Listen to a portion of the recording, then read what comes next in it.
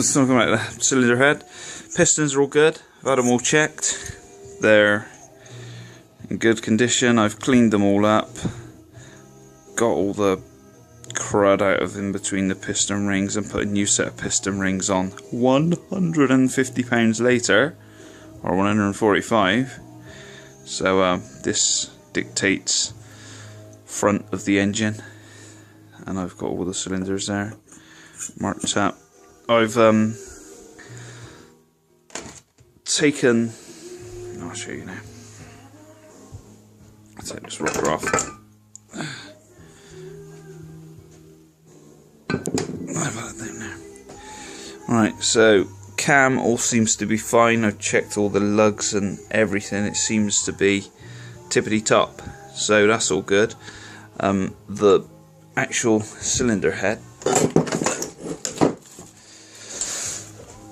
I've taken all the valves out, taken all the valve stem oil seals out and replaced them, and cleaned the whole thing up and recut the valves back into the cylinder head and put everything back together ready to be assembled.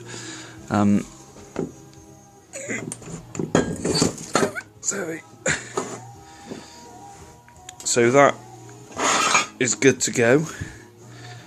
And various other panels and bits that are going to go on the bike when it's put back together.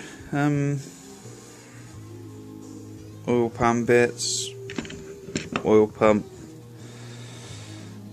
that's going to be changed. I have a cylindrical aluminium tube I'm going to make into a oil tank. No idea where that is at the moment, but it's about somewhere. But yeah, should be quite a good looking bike when it's done. So get off my ass and do it. Yeah, right. Well, hopefully in the next episode we'll have some progress being made with all this lot. Cheers. Right, since I spoke to you last, we've had some decent progress on the motorbike. My mate Rich came round on Sunday, and we spent about 8 hours or so just slogging away on this thing, figuring out what parts went where, and it's starting to come together. I'll turn this round. Well, I'll show you that way. Right.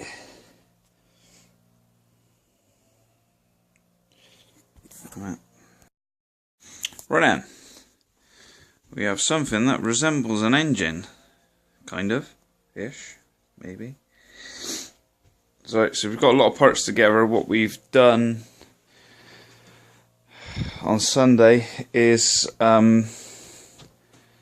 clean everything up, and we've got the gearbox, the lower casing, the top casing, everything bolted up, and then we got the pistons on, new gudgeon pins, put everything back together, all the piston rings, and dropped the barrels on. So we've got the barrels dropped down on now, and then pulled the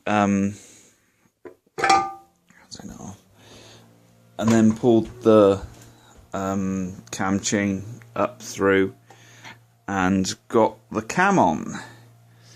The cam's now on. Rockers, we've not adjusted the rockers yet, but because I didn't have a feeler gauge, so we've still got to adjust the rockers. But this is all back together. This is all torqued down.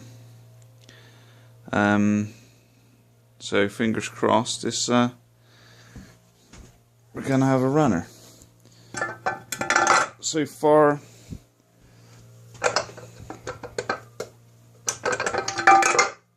there we go. Right, So far we haven't come across anything missing apart from a couple of washers and things. So my parts bin here, here and everywhere is the last owner's pretty true to his word that everything was there so far, fingers crossed. So looking good so far. This gear change mechanism, which was an absolute nightmare to figure out how the hell it went together from black and white pictures in the Haynes manual. It was took us about an hour and a half to figure out how all this went back together, and I'm still thinking about taking it apart and checking, because now I have just got off the internet a exploded diagram of the parts needed to put it all back together. So I will probably take that apart again and just check that everything's in the right place. But as far as working wires, first, that's neutral, second, third, fourth, and fifth. Fourth. But it kind of catches a bit like that, and that's not good. And I think that's probably due to this spring being quite slack.